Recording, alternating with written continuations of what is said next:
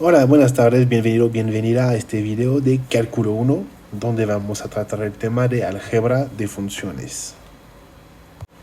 Hablaremos en particular de suma, producto, cociente de funciones, de la composición de funciones, de función inversa, de paridad y de periodicidad. En todo este video te invito a poner pause para pensar tú mismo o tú misma los problemas antes de ver la corrección. Primero vamos a hablar de combinación de funciones, vamos a ver la suma, la resta, el producto y el cociente de funciones. Y vamos a empezar con 4 funciones, f, g, s, k y p. Normalmente ya deberías de poder definir el dominio más amplio de cada una de estas funciones. Te invito a poner el video en pausa y hacerlo ahora. Ahora vamos a definir qué es la suma de dos funciones. La suma de dos funciones es otra función que tiene como regla de correspondencia, por ejemplo, si tomo la suma de f y g, ax asocio f de x más g de x. Vamos a tomar unos ejemplos. h1 ax asocia f de x más g de x. Aquí te invito a escribir su regla de correspondencia en función de x. h2 asocia a x f más s de x. h3 la asocia g de x más k de x. h4 p de x menos f de x. Cuidado, aquí hay un signo menos. Y h5 asocia a x k de x más p de x. Si tomo la primera función, h1 de x, es la suma f de x más g de x, y puedo reescribir pues, las reglas de correspondencia. X cuadrado menos 4 más raíz cuadrada de 1 menos 4x. El dominio de esta función, tengo que tomar en cuenta que tengo una raíz cuadrada. Todo el argumento abajo de la raíz cuadrada tiene que ser mayor o igual a 0. Entonces, de h1, su dominio será menos el infinito hasta un cuarto. Cerrado porque un cuarto es un valor autorizado. Vamos a hacer lo mismo para h2, h3, h4 y h5. Es decir, escribir la regla de correspondencia en función de x y buscar el dominio correspondiente de esta función.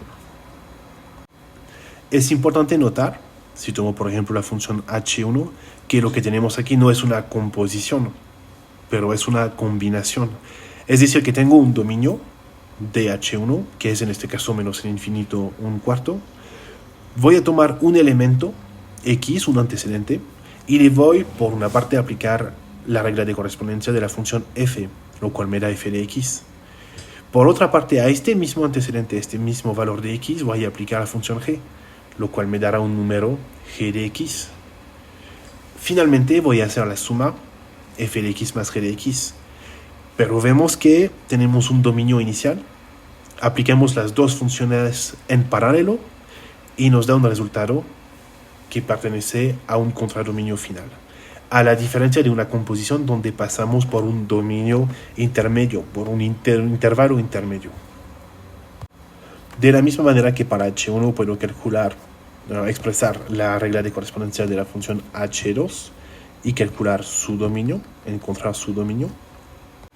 Lo puedo hacer de la misma manera para h3 y veo que aquí el dominio tiene que tomar en cuenta la raíz cuadrada, que me obliga a tomar 1 menos 4x mayor o igual a 0, y la función de proporcionalidad inversa, que me obliga a tomar 2x más 1 diferente de 0. Podemos notar que para la función h4 agregamos paréntesis alrededor de la regla de correspondencia que corresponde a la función f, es decir, x cuadrado menos 4. ¿Por qué? Porque el signo menos se aplica a toda la función f de x, a todo el número f de x, entonces a toda la expresión x cuadrado menos 4. Tendrás que tener mucho cuidado cuando tienes una suma, un producto, un cociente, de aplicar esta suma, este producto, este cociente, esta resta a toda la función que estamos considerando. Ahora, ¿qué vamos a hacer con eso? Pues vamos a comparar el dominio de cada una de las funciones con el dominio de las funciones que usamos en la combinación. Por ejemplo, el dominio de dh1 con el dominio de f y de g, el dominio de h2 con el dominio de f y de s, etcétera, etcétera. Lo que podemos observar es que el dominio de la función suma o resta de dos funciones es la intersección entre los dos dominios. Y eso se entiende si recordamos el pequeño dibujo que presentamos anteriormente. A cualquier x a la cual quiero aplicar mi función suma, le tengo que aplicar f y le tengo que aplicar g. Entonces esta x se tiene que encontrar en el dominio de la función f y también en el dominio de la función g. Y esta conjunción se expresa en términos de dominios como una intersección. Ahora vamos a ver otro concepto que es la función que se forma por el producto de las funciones f y g. Tiene como regla de correspondencia a x asocia f de x multiplicada por g de x. Abajo tienes varios ejemplos, puedes leerlos y ver si todos te parecen claros, y vamos a buscar otra vez el dominio para cada uno de estos ejemplos. Aquí están estos dominios y puedes comprobar que son similares a los dominios que obtuvimos haciendo las sumas y las restas.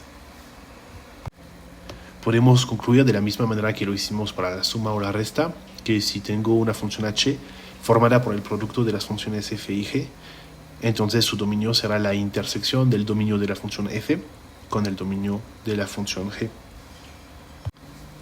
Vamos a ver finalmente el caso de una función formada por el cociente de dos funciones. Es decir, que vamos a estudiar una función h formada por el cociente de f por g. Tendrá como regla de correspondencia a x asocio f de x dividida por g de x. Aquí otra vez lo que estamos haciendo es tomar un antecedente en nuestro dominio de esta función. Le aplicamos por una parte la función f para obtener f de x. Le aplicamos por otra parte la función g para obtener g de x. Y hacemos el cociente f de x por g de x. Y aquí vemos que vamos a tener una restricción más. Sabemos que no podemos dividir por 0. Entonces g de x, el denominador, tendrá que ser diferente de 0. Aquí tenemos varios ejemplos de funciones que son cocientes de dos funciones con sus dominios. Si estudiamos el dominio de esta función cociente, sabemos que a cualquier x a la cual queremos aplicar la función h, tenemos que aplicar por una parte la función f, entonces la x tendrá que estar en el dominio de la función f. Queremos aplicar la función g, entonces nuestra x, nuestro antecedente, tendrá que estar también en el dominio de la función g.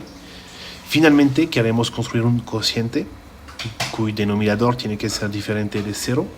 Entonces nuestra x tiene que cumplir g de x diferente de 0. Tendremos la intersección de tres dominios, de tres intervalos: el dominio de f, el dominio de g y el conjunto de las x, tales que g de x sea diferente de 0.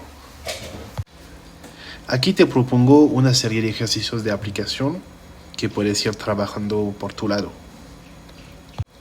Es importante enfatizar que la combinación y la composición son dos procesos diferentes.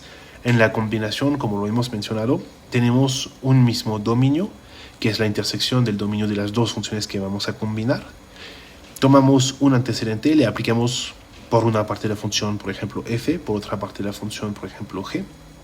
Y eso nos da un resultado f de x más g de x, que es un número. En la composición tenemos un primer dominio, donde tomamos un antecedente y aplicamos la función g, nos da una g de x, y a esta g de x aplicamos la función f, para obtener f círculo g de x o f de g de x. Y recordamos que tenemos la obligación para la función g de tener un conjunto imagen que sea un subconjunto del dominio de la función f. Como ejercicio, te propongo, a partir de las funciones f, g, s, k y p bien definidas aquí, construir funciones compuestas de dos o más de estas funciones. Si necesario, podrás modificar el dominio y o el contradominio de las funciones que estás usando. Aquí tenemos otro ejercicio que te invito a intentar, donde vamos a adivinar el resultado de la función f círculo g aplicada a un valor de x y de la función g círculo f aplicada a un cierto valor de x. Y puedes notar que en el primer caso, en la primera tabla, nos da como indicación el inciso que la función f es par. Significa que para todas las x que vamos a considerar, f de x será igual a f de menos x.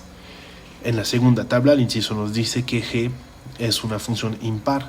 Eso significa que f de x es igual a menos f de menos x. Finalmente, aquí están unas proposiciones y te invito a ver si estas proposiciones te parecen verdaderas o falsas. Vamos a hablar ahora de la función inversa. Estamos considerando una función f que a x asocia a una f de x. X y f de x siendo dos números reales. Tiene como dominio df y como contradominio cf. Vamos a llamar función inversa de la función f cuando existe a la función f menos 1 que a una y asocia f1 de y que tiene como dominio el contradominio de f y como contradominio el dominio de f. Y esta función inversa va a cumplir con la propiedad que para cualquier x en D y cualquier y en C, f de x igual a y tiene que ser equivalente a f-1 de y es igual a x. Si quieres, es la función espejo de la función f. Si notamos que la función f-1 es una función, entonces podemos dar unas propiedades de la función f que le permiten tener una función inversa. La primera propiedad que vamos a usar es que pues, si f admite una función inversa f-1, existe esta f-1 y es una función. Por otra parte, el dominio de f-1 será el contradominio de la función f y el contradominio de f-1 será el dominio de la función f. Aquí te propongo una demostración que no voy a detallar, pero te invito a leerla y entenderla, donde, empezando con la hipótesis que f-1 existe y es una función, mostramos que entonces f tiene que ser una función inyectiva. Aquí te propongo otra demostración, donde, empezando con la hipótesis que el dominio de f-1 es el contradominio de la función f, podemos mostrar que la función f tiene que ser suprayectiva. Así que si la función f admite una función inversa f-1, la función f tiene que ser inyectiva y tiene que ser suprayectiva.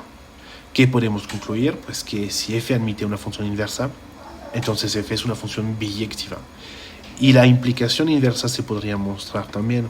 Así que tenemos una propiedad aquí.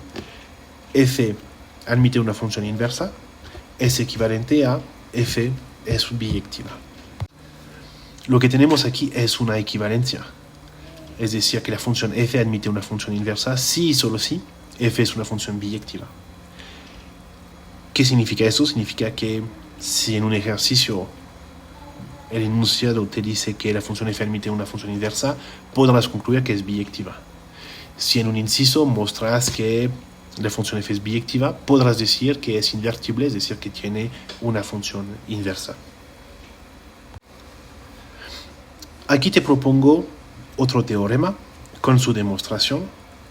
Este teorema dice que si consideramos una función f, que a x asocia una f de x, y si esta función es inyectiva en su dominio, entonces la función es estrictamente creciente o estrictamente decreciente, pero es una de las dos opciones. De la misma manera, si tenemos una función estrictamente creciente o estrictamente decreciente en su dominio, entonces esta función será inyectiva en su dominio. Entonces, si tengo una función estrictamente creciente o decreciente, puedo mostrar que es inyectiva. Si también es suprayectiva, entonces es biyectiva, entonces admite una función inversa. De la misma manera, si tengo una función que admite una función inversa, entonces yo sé que es biyectiva, entonces yo sé que es inyectiva en particular, y entonces yo sé que es o estrictamente creciente o estrictamente decreciente.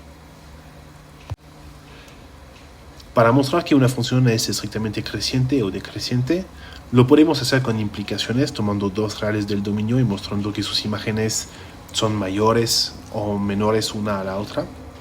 Otra manera de mostrarlo es usar la derivada de la función f, suponiendo que esta función sea derivable. ¿Cómo lo vamos a hacer? Pues muy simplemente. Vamos a usar dos teoremas que nos dicen que si la función f es estrictamente creciente, es equivalente a decir que para cualquier x en el intervalo considerado, f' de x, la derivada es estrictamente mayor a 0. Otro teorema nos dice que si la función f es estrictamente decreciente, es equivalente a decir que para cualquier x del intervalo que consideramos, f' de x Es decir, la derivada de la función f en esta x es estrictamente menor a 0.